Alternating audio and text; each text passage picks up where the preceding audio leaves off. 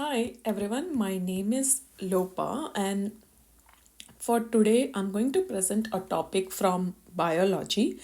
The topic that I'm going to cover today is cell. It's the basic unit of life. Before I start this presentation, I want to just say that this presentation has an objective, like outline that you can see on my screen, and then the objectives after that I'm gonna discuss the topic and then come back to my written notes that I've created just to summarize everything that we learn, followed by I'm gonna ask you a question and then some homework to give away. So this is how the structure of the presentation is going to be. And like I said, my name is Lopa. I'm a third year medical student. I've studied my PhD from University of Auckland. So that's just bit of my background, and it's good to know each other. And yeah, good morning. And lastly, I want this session to be interactive, so please feel free to interrupt, ask question. It doesn't have to be like I'm just doing most of the talking, but I would like it to be both the sides. Okay, so let's get started. So yeah, the objectives that I want to cover for this presentation today is: first, what is a cell? An overview about the cell and some of the cell organelles that we should be aware of. And then at the end, I'm going to summarize difference between what's a prokaryotic cell and a eukaryotic cell. Okay. And just before we start, I think even before we start about cell, we should know something like why we study cell in under biology, not in chemistry or not in physics. Why it comes under biology particularly. So you know what? It's a language. I would say everyone that you should learn the language first before you even start anything. So biology. What do you mean by the word biology? So let's break this down. Bio analogy. Bio means living. Anything that's living, and logy is to study. So anything that's living and you are study, that comes under biology. No wonder why now you know we got plants, animals, human system, that everything we study that come under biology and not in any other subject. So yeah, that's the brief idea to start. And then why did I choose cell today to study, to begin our biology session? Because cell, now that we know, is a basic unit, or even before that, let's start this way. If you don't know anything about this, about the cell, I can say, do you know what's living and what's non-living? So basically, living, obviously, that's me, you, plants, animal, everything that's alive. Okay. And non-living, what? Like my phone, pen, table, everything around us that's not living is non-living, right? And what's that made up of? Do you know? And what's living made up of? So basically, anything that's non-living is made up of atom. Anything that's living has to be a cell. So now you understand why we study cell in biology, because it's a living, and that's why we have to study here. Anyways, so when I say cell, it's living. Can I say that a cell can be unicellular, like just one cell, or it can be multiple cells, right? So basically, from your schooling, can anyone tell me what is one cell organism? Give me two example. Come on, you should know this. Think, like I said, this session has to be interactive. Okay, I just don't want one person doing the talking. Bacteria. Yeah, bacteria. Unicellular. Just got one cell. And everyone's favorite from school, amoeba. How can you forget amoeba, right? Even that's unicellular, living. Yeah. Moving to multiple cells now. What you can give me examples of multiple cells? Come on, this is easy. Yeah. Plants, animals, Humans, us, right? We all are multi-cell. Okay, so now you understand what is a cell, what is a unicellular organism, what are the multicellular organism. I want to dive little more deeper into the cell. I want to give you an overview of where the cell actually sits in a broad picture. Okay, so let's say we humans, start with us. Okay, humans, when we are born, obviously we are born as multicellular, we just said, right? But it wasn't like that, right? When you were actually born, or any human when is actually born, it starts from a single cell, right? One cell giving rise to multiple cells, okay? That's how it is. So think with us, it starts from zygote. Yes. Go back to your school again. Yes. How does zygote form? One egg, one sperm. They fertilize, they form zygote, and from zygote, it just gets divided, and we form a group of cells together called as tissue, right? A group of tissue together forms an organ system. And multiple organ system, when comes together, it forms human, or you can say any organism which can function. So cell, like I said, from one cell you get tissue. If someone asks me what is a tissue, tissue has a similar origin, comes from a same set of single cell, yeah, has got similar origin, similar function, and they are all similar to each other. So that's how a cell will form a tissue. Let's say I'm talking about my heart cells, myocytes, they come together having the same origin, same function, pumping the blood throughout my body, right? So those cells gonna form tissue.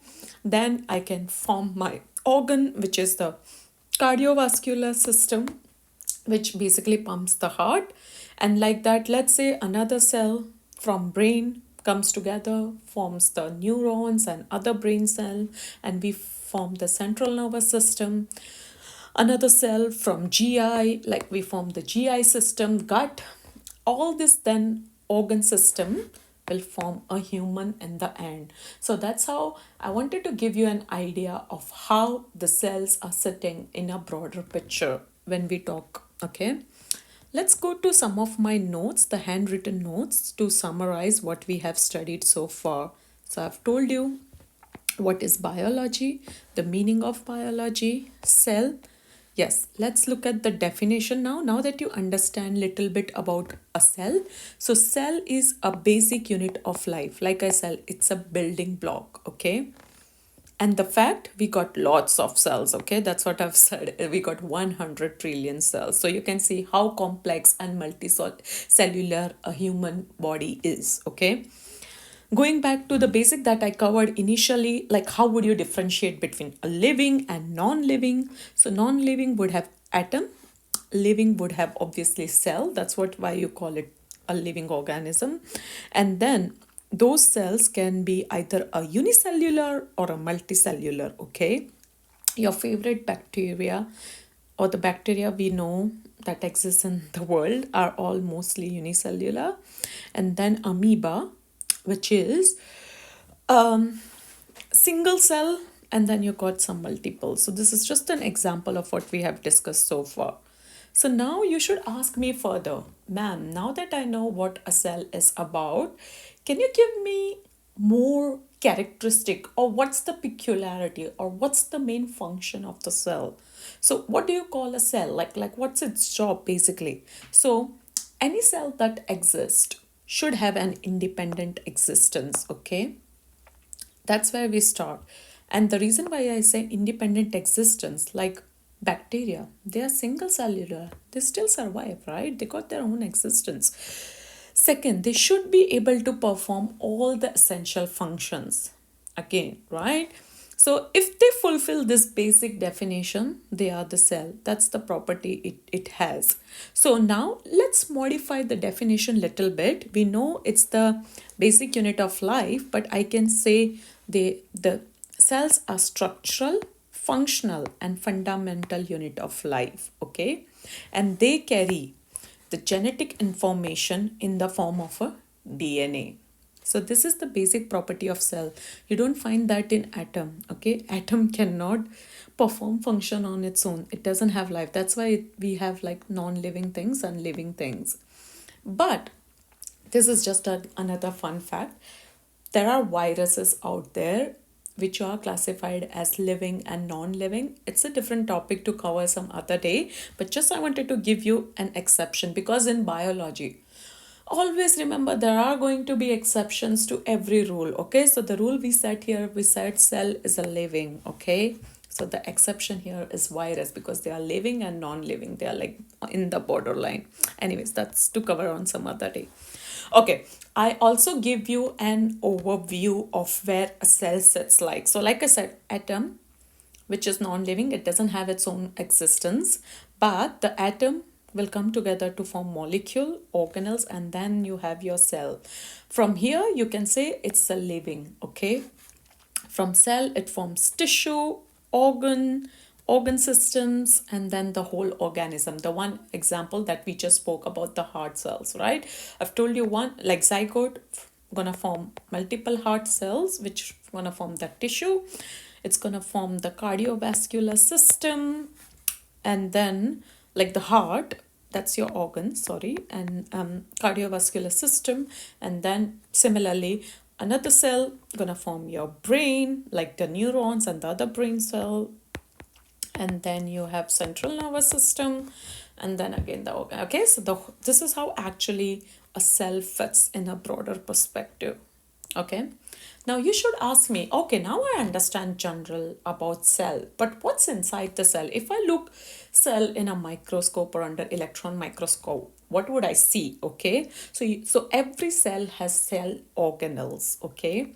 To name few, I'm sure you would have covered this again in your school, but if not, it's a good place to start understanding more about the cells, okay? So every cell usually has a nucleus. I say usually because I'm going to come to differentiate between the two types of cell that we have, okay?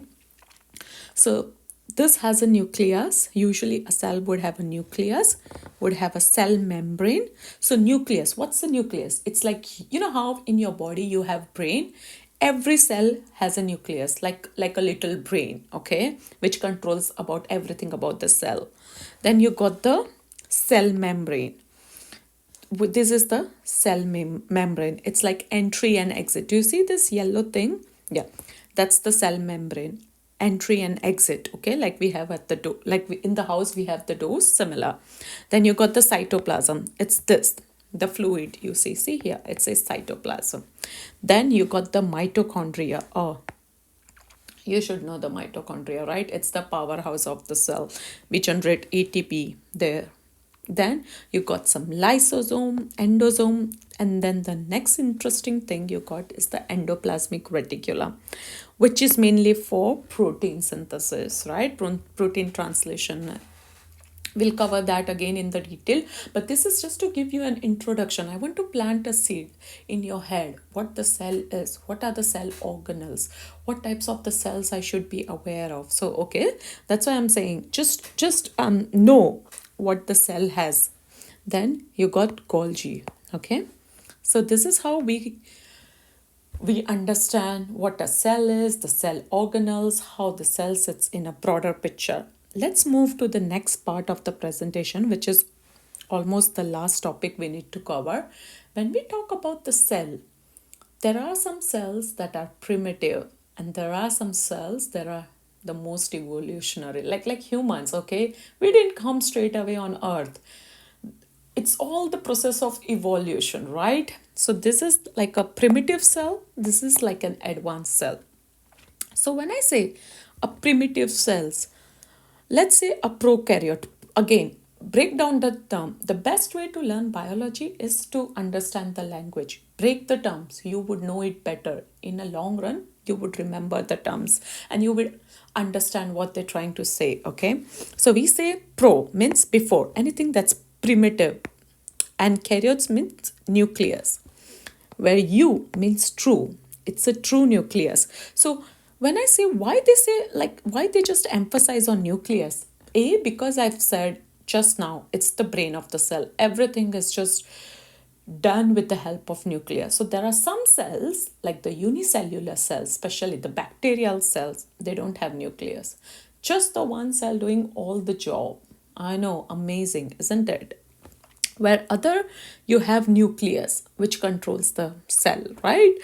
Just to understand little more, I've tried to given you a table, to understand what, like, they both are cell, obviously they both are living, but what a prokaryotic cell has that and what eukaryotic cell has, why we differentiate, like what you mean by being the primitive cell or being the advanced cell. Okay, so when you want to distinguish between the two types, prokaryotic cell and a eukaryotic cell, the first thing, the first form of distinguishing that you should keep in mind is about the nucleus. Like I said, the word itself has karyote, right? So that's why it's all about the nucleus. If a cell, you look a cell in a microscope, okay, and you don't find a nucleus, you would say probably it's a prokaryote because the nucleus is not very much visible, okay, or it doesn't exist. So what happens to DNA? Because you know the nucleus has DNA, right? It's the brain, like I said.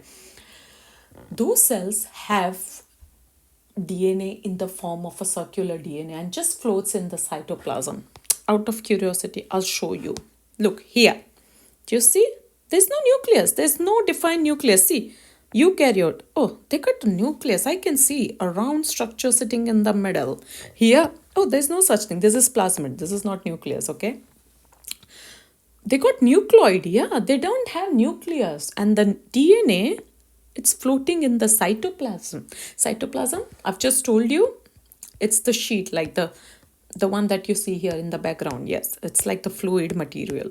So yeah, it's just floating in the cytoplasm. Whereas the eukaryote, oh, they have a well-defined nucleus with the membrane and the DNA is packed inside the nucleus. Okay, so that's how you see the basic difference. So we covered one basic difference about the prokaryote cell and a eukaryote cell. Next one, the next distinguishing point I would say is the mitochondria, endoplasmic reticulum, and the Golgi complex. They are called membrane bound organelles basically.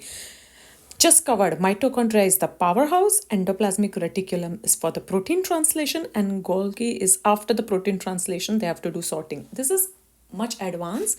Later in life, I'll cover each and every topic, but for time being, like I said, you should understand a cell and the difference between the two. So let's go back to our slide again. I've said we don't have mitochondria. Oh yeah, I don't see any mitochondria. Yeah, but I have mitochondria here. That's right. Sorry. That's the powerhouse. I found it. Then I've got some ribosome. Well, they have ribosomes, but I spoke particularly about the endoplasmic reticulum and the Golgi complex, right? Those are called the membrane bound organisms. So basic difference between the two, you will not find a nucleus in a prokaryote and you will not find your membrane bound organelles, which are basically your mitochondria, endoplasmic reticulum, and the Golgi body. Okay, that's why do you see in the table I've said no. So now you should ask me, then what's common in both of them? Yeah, they got few things in common, obviously. Cell membrane. What's that? I've told you, it's like a door. In your house, there's a door, right? For entry and exit. They all have a cell membrane. Oh yeah, I see a well-defined cell membrane, green color. A well-defined cell membrane. They have a cell wall which is similar, like a brisk support, like you know how you got the walls in the house, similar. So they both have cell membrane, they both have cell wall. Now you should say yes, some of the examples, that's gonna be like a unicellular, your bacteria, multicellular, that's gonna be your plants and animals, right? And even say humans, we just discussed that, right? So everybody, yeah. And then the way of reproduction, because another basic function of cell is to reproduce. Otherwise, how we gonna be alive, right? Every living human has to, or the living thing, organism has to reproduce at the end to survive, to create the new generation, right? So bacteria, they divide by binary fission, where plant, animals, humans, mostly I would say for humans, we do mitosis and meiosis. Again, that's for a separate day. But this is to give you a general idea about what a cell looks like, what the cell organelles are, what a prokaryotic cell is, and what a eukaryotic cell. I hope you got the idea, the basic difference, and the similarities between the two. So that was my presentation for today. I hope you have got a general idea about a cell, at least the overview, all the organelles. I know at the first go it sounds too many, too complicated, but trust me, when I cover each and individual organelle in the coming session, you would know this even better. But for time being, yeah, I want you to just read, understand, take a deep breath, and just, yeah, read my notes thoroughly. Okay. So, homework. Before we log off for the session, I have to ask you a question, like I said, and I'm going to give you some homework. So, homework, revise. Just sit down, talk to yourself, ask yourself, what is a cell? Give me a definition. The best way I would say to revise is to explain yourself in the most simplest language. If you can do that, trust me, you have understood the topic very well. So sit down, revise the definition, terminologies, because there were a lot of new terminologies I've introduced in the class. Okay. Then once you digest the idea and you understand everything, take a blank page, sit down and draw the cell for a prokaryotic cell and a eukaryotic cell, just so that you understand the difference between the two and the similarities between the two.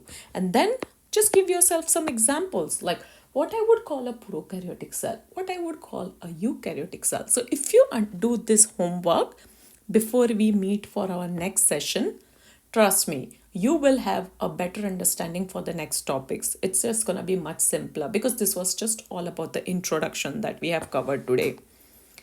And lastly, before I close this session, I want to know how attentive you are and how much you have listened from this presentation. Okay. My question to you is, can eukaryotic cell be unicellular? If you don't know the answer, come back in my next session. We're gonna start here from this question. Okay, I want you to give me the answer to this. Can it be true or false? If it's true, give me example. Okay, yeah. And yes, don't forget your homework, because after I start with this question, I'm gonna do a short quiz. Okay, just so you know, just to check you have revised and you have understood the topic. I think it just helps you to keep you engaged, and we're gonna do every topic, we're gonna break it down, make it simple. And all I want from you is revise, ask question, and think. Always think, why is this, why is that, and ask me question. I would love to answer all of it. Okay, take care and have a good day. See you next time.